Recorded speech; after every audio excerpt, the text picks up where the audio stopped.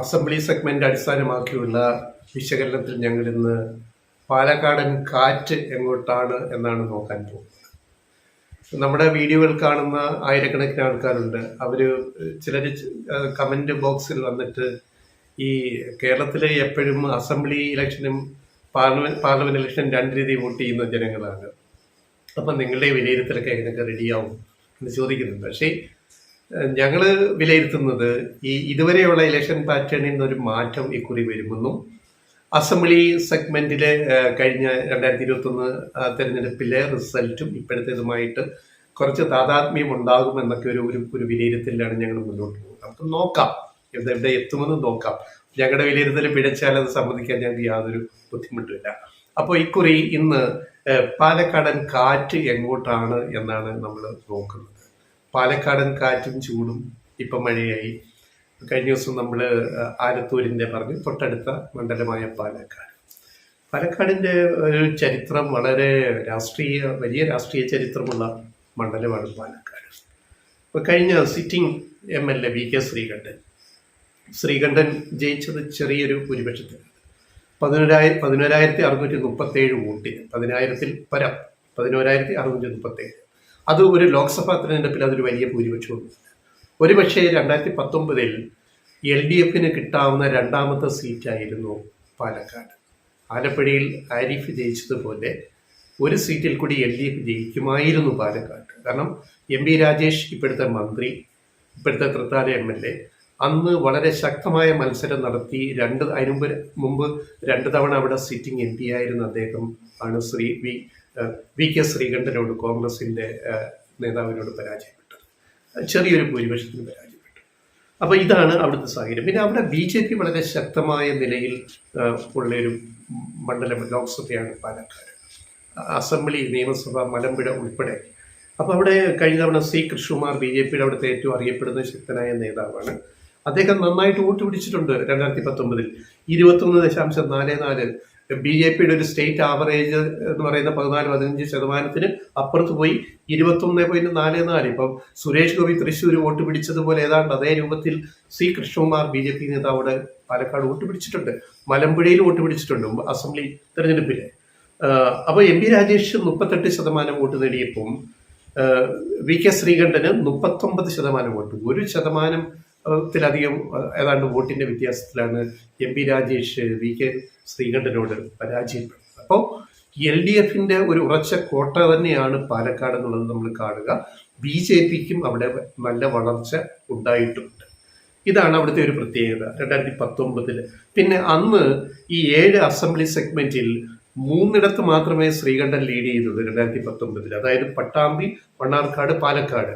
ഈ 3 അസംബ്ലി സീറ്റിൽ മാത്രമാണ് ശ്രീകണ്ഠൻ ലീഡ് ചെയ്തത്. എന്നാൽ MP രാജേഷിന് ഷൊർണൂർ, ഒറ്റപ്പാലം, കോങ്ങാട്, മലമ്പുഴ ഇവിടെ എല്ലാം ലീഡ് നേടിയിരുന്നതും മനസ്സിലാക്കുക. അപ്പൊ അതിൽ നിന്ന് രാഹുൽ ഫാക്ടറും കോൺഗ്രസ് അനുകൂല ഫാക്ടറും എല്ലാം കലങ്ങി തെളിഞ്ഞു വന്ന ശ്രീകണ്ഠൻ ജയിച്ച ആ തെരഞ്ഞെടുപ്പില്ലേ, അതിനേക്കാൾ ഇപ്പോൾ LDFന്റെ പൊസിഷൻ വളരെ സേഫ് ആണ് എന്നുള്ളതാണ് നമ്മൾ മനസ്സിലാക്കേണ്ടത്. വിജയരാഘവൻ CPMന്റെ ഏറ്റവും സമുന്നത നേതാവ്, പൊളിറ്റ് ബ്യൂറോ മെമ്പർ, ഒരൊറ്റ ആൾ മത്സരിക്കുന്ന പൊളിറ്റ് ബ്യൂറോ മെമ്പറിൽ അദ്ദേഹം മാത്രമാണ് ലോക്സഭയിലേക്ക് മത്സരിക്കുന്നത് പാലക്കാട്. അദ്ദേഹം മുമ്പ് അവിടെ നിന്ന് ജയിച്ചിട്ടുണ്ട്. ചെറുപ്പക്കാരനായിട്ടുള്ള യുവ നേതാവായിട്ടുള്ള വിജയരാഘവൻ അവിടെ ജയിച്ചിട്ടുണ്ട് പാലക്കാട്. മാത്രമല്ല രസകരമായൊരു രാഷ്ട്രീയ ചരിത്രം പാലക്കാടിന് പറയാനുണ്ട്. അതായത് ആദ്യ ലോക്സഭ മുതൽ 57-ഉം 62-ലും 1957-62-ലും കുഞ്ഞൻ പടിഞ്ഞാറ വീട്ടിൽ CPI പിളർന്ന് CPIM ഉണ്ടാകുന്നതിന് മുമ്പ് പിന്നെ അഭിവക്ത കമ്മ്യൂണിസ്റ്റ് പാർട്ടിയുടെ സ്ഥാനാർത്ഥിയായിട്ട് 2 തവണ 62-ലും 67-ലും അവിടെ ഇടതുപക്ഷം ജയിച്ചതാണ്. പിന്നെ 57-62-ലും. പിന്നെ 67-ൽ ആരായിരുന്നു പാലക്കാട്ടെ MP? സാക്ഷാൽ EK നായനാർ. ഇതൊക്കെ നമ്മൾ മറന്നുപോരുത് ഈ രാഷ്ട്രീയ ചരിത്രം. EK നായനാർ 67,358 വോട്ടിനാണ് കോൺഗ്രസിനെ തോൽപ്പിച്ചത് അവിടെ 1967. പിന്നെ 1971-ലോ ആരാണ്? സാക്ഷാൽ AKG പാലക്കാട്ട് MP ആണ്.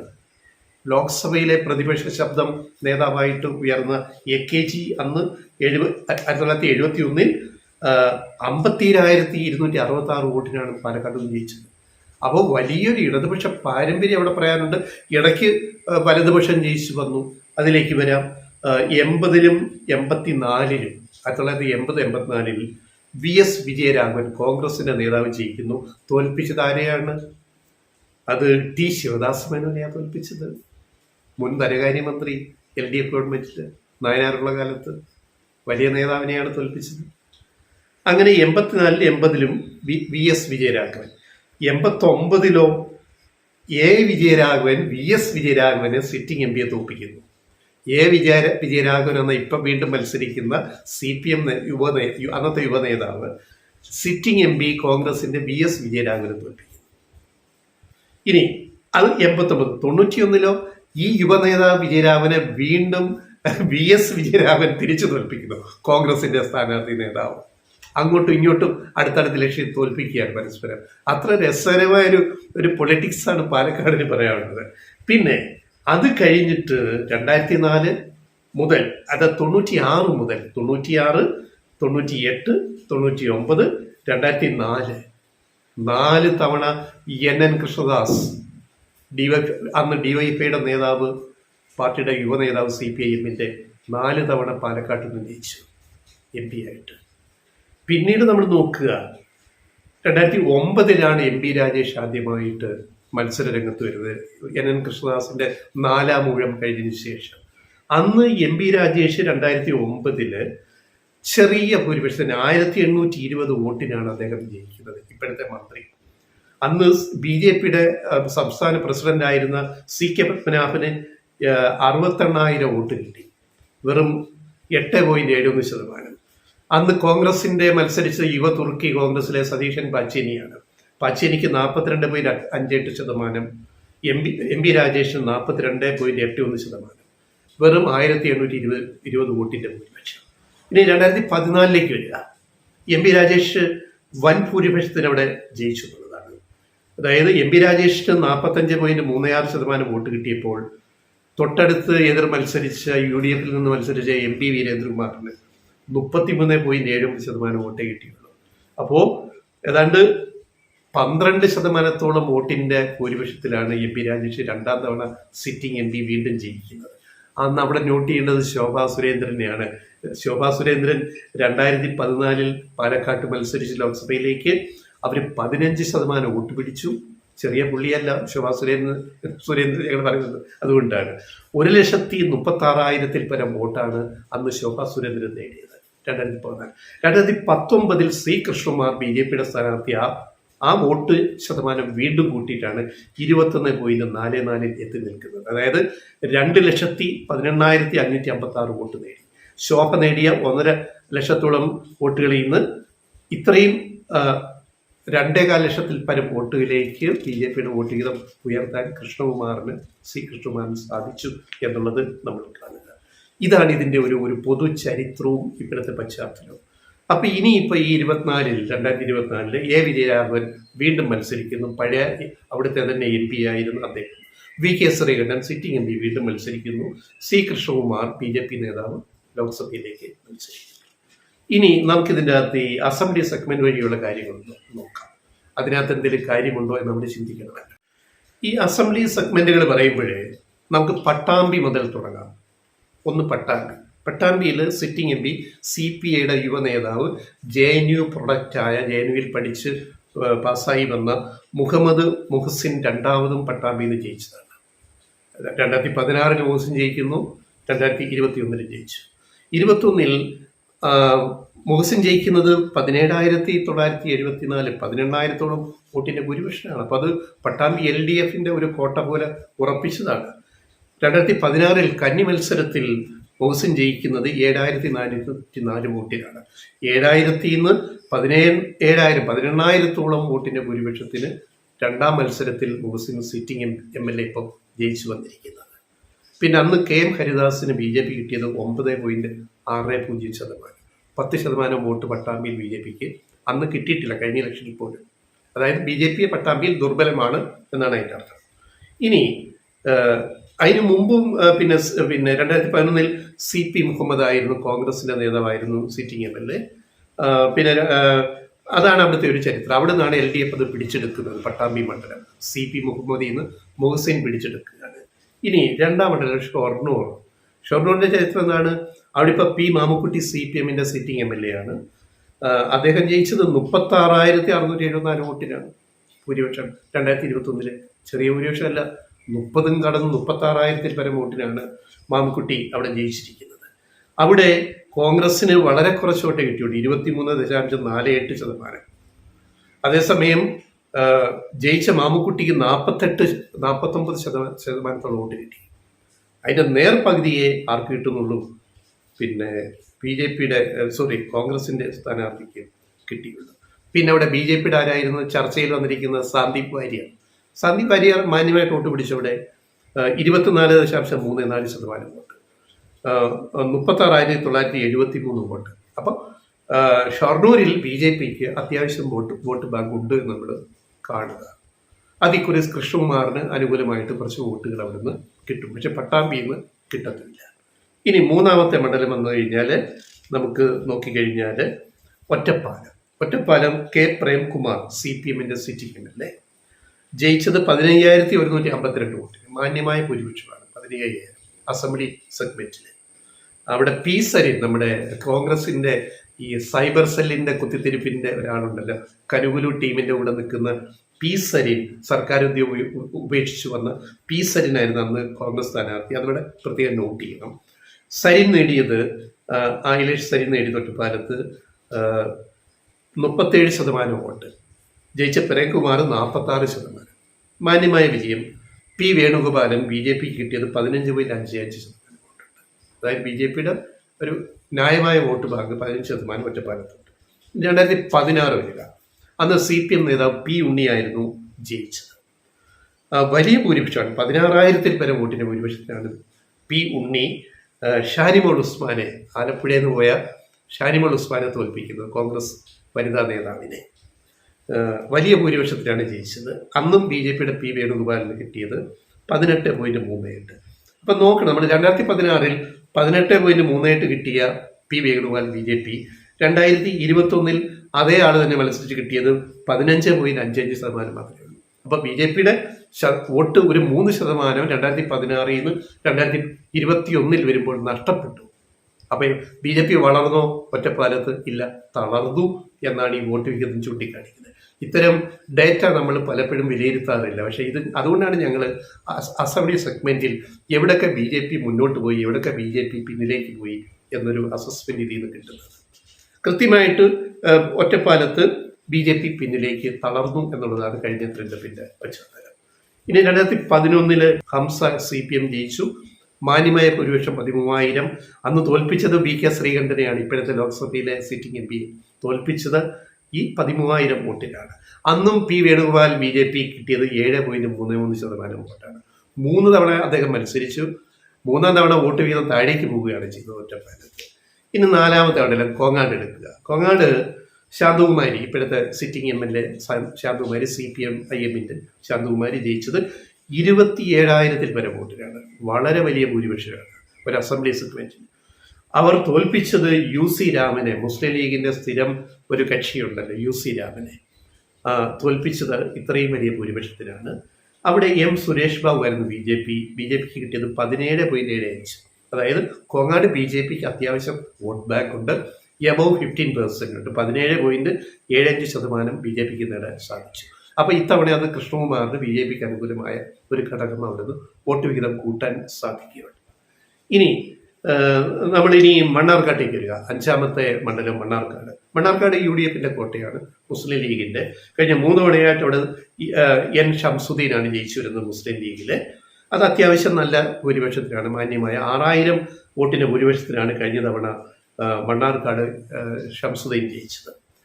ഇതേ ഷംസുദ്ദീൻ 2016 ജയിച്ചത് 12,000 പരം വോട്ടിനാണ്. അപ്പം എന്ന് പറഞ്ഞാൽ ഭൂരിപക്ഷം കുറഞ്ഞു. അപ്പം ഇവിടെ ചിലയിടത്ത് LDF സ്ഥാനാർത്ഥികൾ ഭൂരിപക്ഷം കൂട്ടുമ്പോൾ ഇവിടെ BJPക്കും സ്ഥിരം ജയിച്ചു വരുന്ന സ്ഥാനാർത്ഥിക്കും മുസ്ലിമിന്റെ ഷംസുദ്ദീനും വോട്ട് വിഹിതം ഭൂരിപക്ഷം കുറയുന്നു.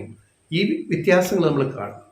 അപ്പം മണ്ണാർക്കാട് ഷംസുദ്ദീന് 2016 12,325, 2011 ഷംസുദ്ദീൻ ആദ്യമായിട്ട് അവിടെ ജയിച്ചു വരുന്ന സമയത്ത് ഭൂരിപക്ഷം 8,270 മാത്രമാണ്.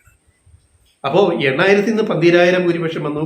പിന്നെ ഭൂരിപക്ഷം വെറും 6,000 കുറയുന്നു കഴിഞ്ഞ തെരഞ്ഞെടുപ്പിൽ എന്നുള്ളത്. നമ്മൾ അടുത്ത മണ്ഡലം മലമ്പുഴയാണ്. VSന്റെ തട്ടകമായിരുന്ന മലമ്പുഴ. മലമ്പുഴയുടെ ചരിത്രം നമ്മൾ നോക്കിക്കഴിഞ്ഞാൽ VS എന്ന് മുതൽ അവിടെ നിന്ന് ജയിച്ചു വരുന്നു നമ്മൾ നോക്കണം.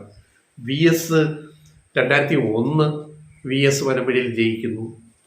ഭൂരിപക്ഷം 4,703. എതിർ സ്ഥാനാർത്ഥി യുവ നേതാവ് കോൺഗ്രസിന്റെ സതീശൻ പാച്ചേരി. 2006 VS വീണ്ടും ജയിക്കുന്നു. ഭൂരിപക്ഷം 20,000 വർദ്ധിപ്പിച്ചു.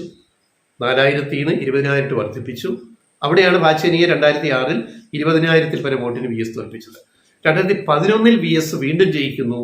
ലതിക സുഭാഷി പറഞ്ഞ കോൺഗ്രസ് മുൻ നേതാവ് അന്ന് 23,440 വോട്ടിന്റെ ഭൂരിപക്ഷത്തിനാണ് VS അച്യുതാനന്ദൻ ലതിക സുഭാഷിനെ തോൽപ്പിക്കുന്നത്. പിന്നെ 2016 വീണ്ടും VS ജയിക്കുന്നു മലമ്പുഴയിൽ നിന്ന്. അന്ന് VS ജയിക്കുന്ന 27,000 പരം വോട്ടിന്റെ ഭൂരിപക്ഷത്തിന് ഇപ്പം മത്സരിക്കുന്ന BJPയുടെ നേതാവ് C കൃഷ്ണകുമാറിനെയാണ് അദ്ദേഹം തോൽപ്പിച്ചത്. കൃഷ്ണകുമാർ 2ാം സ്ഥാനത്ത് വന്നു. കോൺഗ്രസിന്റെ VS ജോയി 3ാം സ്ഥാനത്ത് പോയി. കഴിഞ്ഞ 2016 ഈ മലമ്പുഴയിലെ അസംബ്ലി തെരഞ്ഞെടുപ്പിൽ. ശ്രദ്ധിക്കണം, കോൺഗ്രസ് പിന്നിലായി BJP 2ാം സ്ഥാനത്ത് എത്തി. അവിടെയാണ് VS 27,000 പരം വോട്ടിന് ജയിക്കുന്നത്. അപ്പോൾ VS 2001 മുതൽ ഇങ്ങോട്ട് 1, 2, 3, 4 തവണ VS അവിടുന്ന് ജയിക്കുകയാണ് മലമ്പുഴയിൽ നിന്ന്. അങ്ങനെയാണ് കഴിഞ്ഞ തെരഞ്ഞെടുപ്പിലെ മലമ്പുഴയിലെ പ്രഭാകരൻ CPMന്റെ സ്ഥാനാർത്ഥി 27,000 പരം വോട്ടിന് സിറ്റിംഗ് സീറ്റ് നിലനിർത്തുന്നു CPM IMന്റെ. അവിടെ കൃഷ്ണകുമാർ 2ാം സ്ഥാനത്ത് തന്നെ വന്നിരിക്കുന്നു. അതായത് 2016 2021 മലമ്പുഴയിൽ ഇപ്പോൾ ലോക്സഭയിൽ പാലക്കാട്ട് മത്സരിക്കുന്ന BJP സ്ഥാനാർത്ഥി C കൃഷ്ണകുമാർ 2ാം സ്ഥാനത്ത് വന്നു. കോൺഗ്രസ് 3ാമത് പോയി എന്നുള്ള കാര്യം നമ്മളിവിടെ കാണുന്നു. അപ്പോൾ കൃഷ്ണകുമാർ ഇക്കുറി പാലക്കാട്ട് അത്യാവശ്യം നന്നായിട്ട് വോട്ട് പിടിക്കുമെന്ന കാര്യത്തിൽ കഴിഞ്ഞ തവണത്തേക്കാൾ കൂടുതൽ വോട്ട് ഈ ലോക്സഭാ ഇലക്ഷനിൽ കൃഷ്ണകുമാർ BJP സ്ഥാനാർത്ഥി നേടും എന്നുള്ളത് കോൺഗ്രസിന് ക്ഷീണം വർദ്ധിപ്പിക്കുമെന്നുള്ളത് കൂടി നമ്മൾ അടിവരയിട്ട് പറയുന്നു. അതിൻ്റെ ഗുണം LDFന്റെ നേതാവ് കൂടിയായ പോളിറ്റ് ബ്യൂറോ മെമ്പർ കൂടിയായ വിജയരാഘവന് കിട്ടും എന്നുള്ളതാണ് പാലക്കാടിൻ്റെ ഒരു പ്രത്യേകത പറയുന്നത്. ഇനി ലാസ്റ്റ് നമ്മൾ 7ാമത്തെ മണ്ഡലം, നമ്മൾ പാലക്കാട് മണ്ഡലം പറയാം. 7ാമത്തെ മണ്ഡലം ഇപ്പോൾ പാലക്കാട്ട് ആരാണ്? ഷാഫി പറമ്പിൽ. ഇപ്പൊ വടകരയിലെ വിവാദ സ്ഥാനാർത്ഥി പുരുഷനാണ് ആര്? ഷാഫി പറമ്പിൽ, യൂത്ത് കോൺഗ്രസിന്റെ പ്രധാന നേതാവ്. അവിടെ 3 തവണ പാലക്കാട് ഷാഫി പറമ്പിൽ ജയിച്ചു തുടർച്ചയായിട്ട്. അതായത് 2011, 2016, 2021 അങ്ങനെ 3 തവണ ഷാഫി പറമ്പിലിനെ ജയിപ്പിച്ച ജനങ്ങളാണ് പാലക്കാട്ടുള്ളത്. 2011 ആദ്യ മത്സരത്തിൽ അന്ന് യുവ നേതാവായ ഷാഫി പറമ്പിലിന് ജനങ്ങൾ കൊടുത്ത ഭൂരിപക്ഷം 7,403 വോട്ടാണ്. സിറ്റിംഗ് MLA CPIMന്റെ K ദിവാകരനെയാണ് അദ്ദേഹം പരാജയപ്പെടുത്തിയത്. BJPയുടെ C ഉദയഭാസ്കർക്ക് 19% വോട്ട് അവിടെ കിട്ടി. അപ്പോൾ പാലക്കാട്ട് BJPക്ക് അത്യാവശ്യം വോട്ടുണ്ട്. 20% വോട്ട് 2011 കിട്ടിയിരിക്കുന്നു. 2016 ഷാഫി പറമ്പിൽ വീണ്ടും ജയിക്കുന്നു. ഭൂരിപക്ഷം 7,000 നിന്ന് വർദ്ധിപ്പിച്ച് 17,000 ആക്കുന്നു. 10,000 വോട്ടിന്റെ വർധന ഭൂരിപക്ഷത്തിൽ. ശോഭാ സുരേന്ദ്രൻ 2ാം സ്ഥാനത്ത് വരുന്നു. Not the point. ശോഭ എവിടെ നിന്നാലും ശോഭിക്കും എന്നുള്ളത് ഓരോ തെരഞ്ഞെടുപ്പിലും ശോഭാ സുരേന്ദ്രൻ തെളിയിച്ചിട്ടുണ്ട്. BJPയുടെ തീപ്പൊരി വനിതാ നേതാവ്. ശോഭ എവിടെ നിന്നോ ശോഭിക്കും. അപ്പൊ അന്ന് 2016 ശോഭ 2ാം സ്ഥാനത്ത് വന്ന് ഷാഫി പറമ്പിൽ തൊട്ട് പിന്നിൽ വന്നിട്ട് 29.8% വോട്ട് നേടി. പക്ഷെ ഷാഫിക്ക് 41% വോട്ട് കിട്ടി. അതാണ് മഹാഭൂരിപക്ഷമായത്.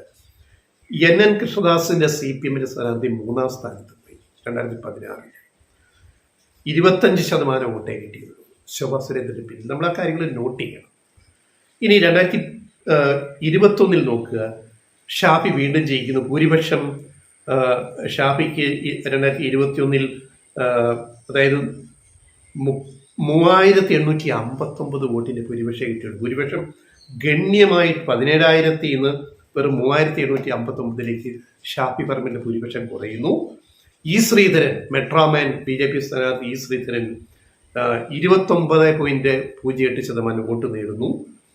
CP പ്രമോദ് CPM സ്ഥാനാർത്ഥി മൂന്നാമത് 25.64% വോട്ട് നേടുന്നു. അപ്പോൾ ഈ രണ്ട് തെരഞ്ഞെടുപ്പുകൾ നോക്കിയാൽ പാലക്കാട്ടിൻ്റെ പ്രത്യേകത 2021-2016 ഷാഫി വീണ്ടും ഇവിടെ ജയിച്ചതിന് ഒരു ഘടകമുണ്ട്. അതായത് ശോഭാ സുരേന്ദ്രൻ 2ാം സ്ഥാനത്ത് വന്ന മണ്ഡലം, ഇ ശ്രീധരൻ 2ാം സ്ഥാനത്ത് വന്ന മണ്ഡലം, കോൺഗ്രസും CPM 3ാം സ്ഥാനത്തേക്ക് പോയൊരു മണ്ഡലത്തിൽ BJP ജയിക്കാതിരിക്കാൻ ഇടതുപക്ഷ വോട്ടുകളിൽ ഒരു ഭാഗം വോട്ടുകൾ ഷാഫി പറമ്പിലിന് കിട്ടി എന്നീ കണക്കുകൾ തെളിയിക്കുന്നു. ഇത് മുമ്പൊരു വീഡിയോ ഞങ്ങൾ പറഞ്ഞാണ്. അതിൻ്റെ ഏറ്റവും കൃത്യമായ കണക്ക് ഞങ്ങൾ ഡേറ്റ ഇപ്പം ചൂണ്ടിക്കാണിക്കുകയാണ്. ഷാഫി പറമ്പിലിന് ഇടതുപക്ഷത്തെ വടകര പോയിട്ട് അശ്ലീല പ്രചരണത്തിന് നേതൃത്വം കൊടുത്തിട്ട് ചീത്ത വിളിക്കാൻ അവസരം കിട്ടിയത് എങ്ങനെയാണ്? ഷാഫി 2 തവണ ഷാഫി പറമ്പിൽ പാലക്കാടും ജയിച്ചത് BJP ജയിക്കാതിരിക്കാൻ ഇടതുപക്ഷ വോട്ടുകൾ കൂടി കിറ്റിയിൽ പേഴ്സിൽ കിട്ടിയിട്ടാണെന്നുള്ളത് ഷാഫി പറമ്പിൽ മറന്നു പോകുന്നു എന്നുള്ളതാണ് ഈ ഷാഫി പറമ്പിലിന് പറ്റിയ ഏറ്റവും വലിയ രാഷ്ട്രീയ പരാജയം എന്നും കൂടി നമ്മളിവിടെ ഓർക്കണം. അപ്പം ഇതാണ് പാലക്കാടൻ കാറ്റ് എന്ന് ഞങ്ങൾ ഉദ്ദേശിക്കുന്നത്. അപ്പോൾ പാലക്കാടൻ കാറ്റ് എങ്ങോട്ട് വീശാം? പാലക്കാടൻ കാറ്റ് ഏറ്റവും കൂടുതൽ വീശിയിട്ടുള്ളത് ഇടതു ഭാഗത്തേക്കാണ്, വലതു ഭാഗത്തേക്കല്ല. അപ്പോൾ AKG മുതൽ EK നായനാർ മുതൽ ഇങ്ങോട്ട്, നായനാർ മുതൽ ഇങ്ങോട്ട്, NN കൃഷ്ണദാസ് 4 തവണ, അത് കഴിഞ്ഞ് MP രാജേഷ് 3 തവണ, ഇതിൻ്റെ ഇടയിൽ ഒരു VS വിജയരാഘവൻ 2 തവണ ജയിച്ചു, പിന്നെ ഒരു ശ്രീകണ്ഠൻ ജയിച്ചു, ഇപ്പോഴത്തെ സിറ്റിംഗ് MP. ഇതൊഴിച്ച് നോക്കിയാൽ പാലക്കാടൻ കാറ്റ് ഇടതുപക്ഷത്തേക്കാണ് എന്ന് അതിൻ്റെ രാഷ്ട്രീയ ചരിത്രം നോക്കിയാൽ നമുക്ക് മനസ്സിലാവും. അവിടെ ഞങ്ങൾ ഇപ്പം പറയുന്നത്, ഇപ്പം തരംഗമില്ല, രാഹുൽ ഫാക്ടർ ഇല്ല, കോൺഗ്രസിന് അനുകൂലമായ ഘടകങ്ങൾ അവിടെ ഇല്ലായിരുന്നു. ഇലക്ഷൻ കഴിഞ്ഞു, ജൂൺ 4 നമ്മൾ വോട്ടെണ്ണുമ്പോൾ പാലക്കാട്ട് LDFന് കൂടുതൽ മെച്ചപ്പെട്ട സ്ഥിതിയിലേക്ക് കാര്യങ്ങൾ വരും എന്ന കാര്യത്തിൽ ഞങ്ങൾക്ക് യാതൊരു സംശയമില്ല. ഇത്രയും ഡേറ്റ വെച്ചിട്ടുള്ള ഞങ്ങളുടെ വിലയിരുത്തൽ ആണ് ഞങ്ങളിവിടെ ഉള്ളത്.